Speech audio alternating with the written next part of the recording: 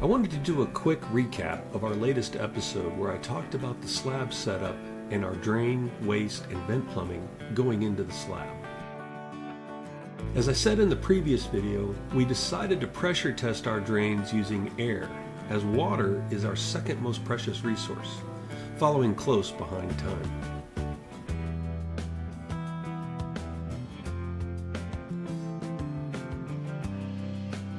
I found this extra footage and thought it might be helpful to get a closer view into the layout and some of the choices we made.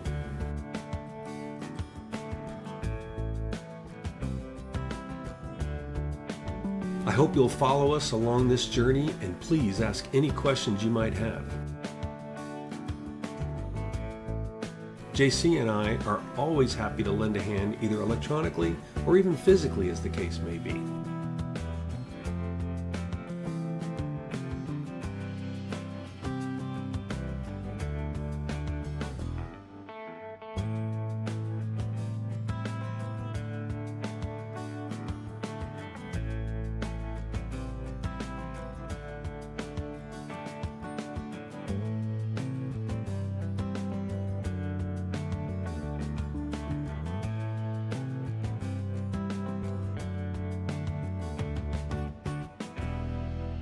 Now let's get on to the pour and block.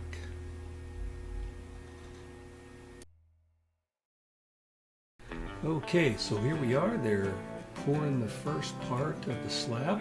You can see they've cut down all of the plumbing to where the floor level is going to be. And they're going to be doing this in 3 separate pours for the slab, and then they're going to come back and do separate pours for the front porch and the back porch. So right now they're just waiting on that next truck. They're screeding everything out. And they're doing the rough polish before they let it set up, and then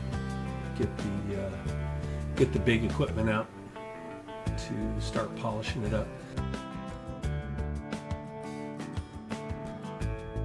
Wilcox is just finishing up the trowel work on this side of that slab.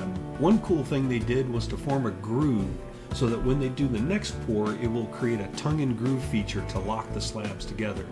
They'll do the same thing for the next one, so the third pour will have the same feature. They've got the footings dug for the front porch where the posts will be anchored, then on to the back porch for the same thing. All right, concrete pour day 1 is completed. They've got the vertical rebar placed 2 feet apart, which is called out in the Perfect Block installation manual. The temp is going to drop pretty low overnight, so they've covered the new concrete to help prevent cracking. And as soon as the pour is cured, we're ready to start placing blocks. I didn't get any live footage of day 2, but we pretty much know what's going on. On to day 3. All right, everybody, we got the gooser here. She's excited. Looks like we've got one truck taken off. We got one stacked up here. They're almost done with the pad, and then they're going to come back, I think he said tomorrow, to do the porches, do the front and back porches. Yes, Goose. That's a big truck, huh? But yeah, you can see some of the plumbing. So what they did is they cut it all down and they put couplers on everything so I can put it in. And then some of them though, like over there on the master bathroom side, they covered them up so good I couldn't find them, so I got to tap around on the pad to try to find them. So anyway, quick update. Okay, so here we are. Got all the block staged here on the pad, and most of the block here is on the front porch. So we've got all that laid out. Got all our rebar coming out. We just snapped our first 10-inch line for this row of block. We're going to start down here in this corner, and you start 10 inches off the edge, and And then, can't see it too well, but that chalk line is 10 inches off the true edge of that. That edge is a bit rough, but so we're gonna lay our first block. Okay, so I didn't get any video of laying the first block, but you can see the first row. Now this is that south side of the slab that I mentioned in one of the previous videos. And we basically got a row of block going almost to the end. I've got some footage coming up here that's going to show what the corner is going to look like. Because the block is 4 feet long, 12 inches tall and 10 inches thick, it obviously will not necessarily meet everyone's needs and be an exact matched end to end. So you do have to cut the block, obviously. So anyway, we're going to show that next. All right, so we're now looking at the northwest corner of the house where this is a single man door. We have the first row of block completed, and we've just started adding a few blocks to the second row where we have a few small blocks that we can place. We've got our bucks planned out with some Sharpie lines on the concrete. At the end of the walls, we ended up orienting the block vertically to save on block. We trimmed the block along the long edge slightly so that it would fit the space needed. You'll see later there's a corner block that covers each of the corners, and we'll place those after we get about 4 rows up. You'll also notice that at each corner we have 2 vertical rebar. Those are there for strength and to start off the adjacent wall with the proper spacing for the open cores in the block. You can see here how straight you can build a wall with a little planning and a very good level.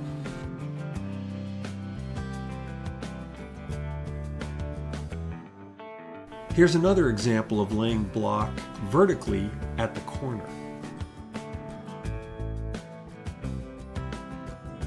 As I make you a bit dizzy here, I'm showing off what will be a huge 900 plus square foot patio.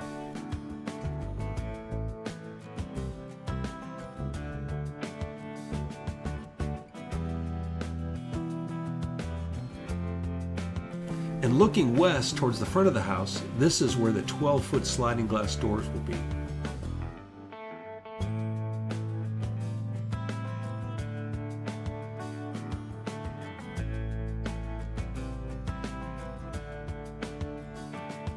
Just showing off here our block laying skills. You may notice some wood shims under the blocks. We use those to help level the block during the gluing. In the master suite here, we have another vertical block that's actually ripped in half. This allowed us to use pretty much a whole block at the opening of the French doors.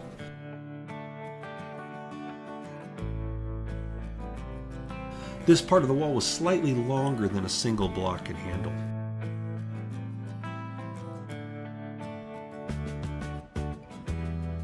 Here's the view of that first wall. Again, pretty proud of how straight we were able to get these blocks to lay. At the end of this wall, you can see we used another vertical block to complete it. Here we see the horizontal rebar that we've laid for that first row. We'll be coming back to tie these to the vertical rebar in order to get them lifted a few inches so we can get the concrete to surround that rebar.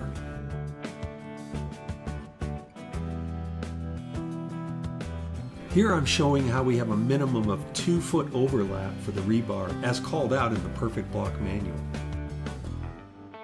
This is repeated everywhere of a span that needs multiple rebar to complete the row.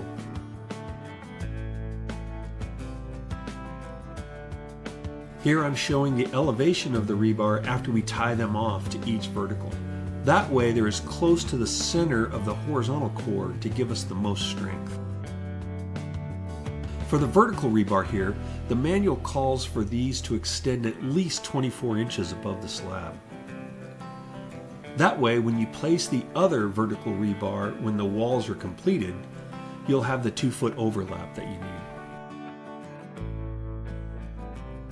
In our case, we're planning on 9-foot walls, so we'll have a 9-foot rebar dropped into each core at the location of these verticals. We're actually going to drop the 9-footers in at the 7th row, which is about 7 feet, so that we can tie them to the horizontal rebar spanning each of the openings to make sure they're as close to the center as possible of those vertical cores. And when the concrete is pumped into the block, it will form a web structure like this, with these cores 12 inches on center, both horizontally and vertically. Here I'm showing that these cores are 4 inches by 6 inches. So again, we'll have rebar every 2 feet vertically and horizontally for strength. In addition, the guidelines change around the openings.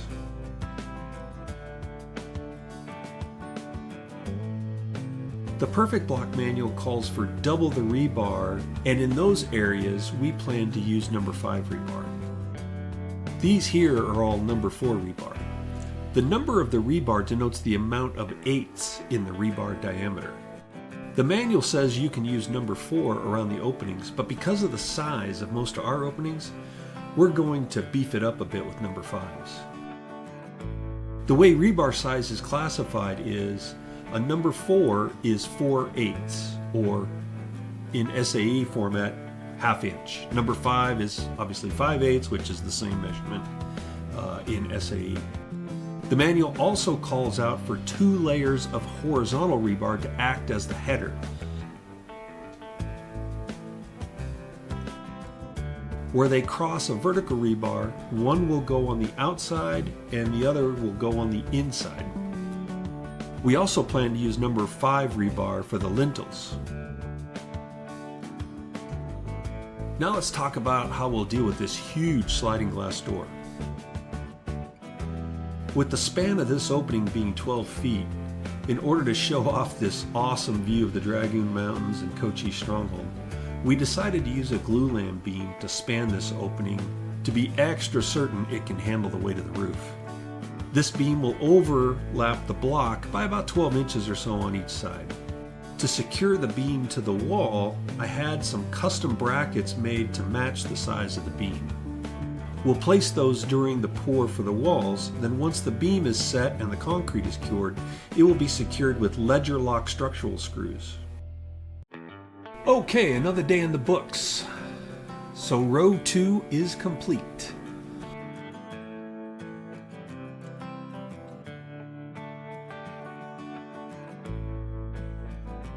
Hopefully you can see how straight this wall is. We used 2 string lines as we had a little correction to make from yesterday.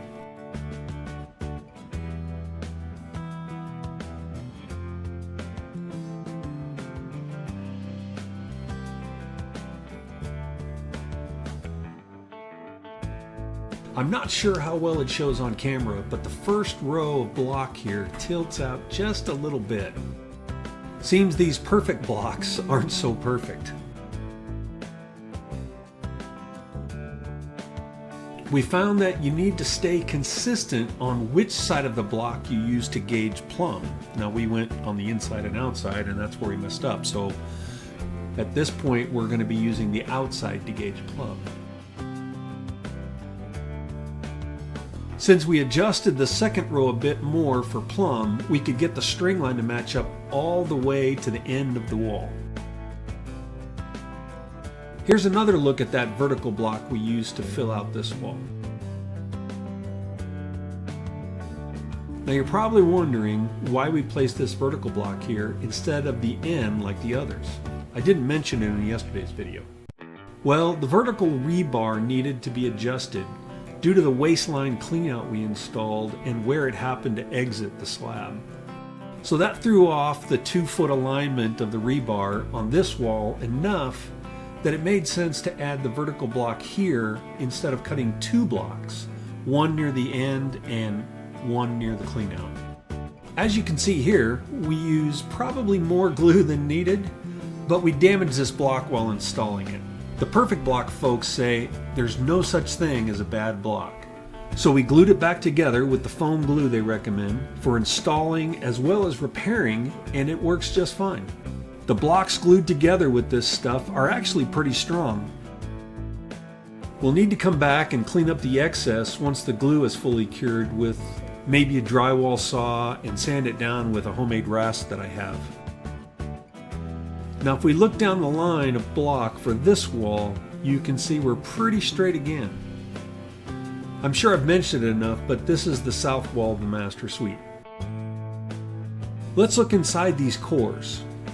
So if you don't see any daylight, you know the blocks are tight and glued, and hopefully no blowouts when pour day arrives. Here's the back wall of the living room, dining room area, and as you can see how we did, looks pretty straight to me.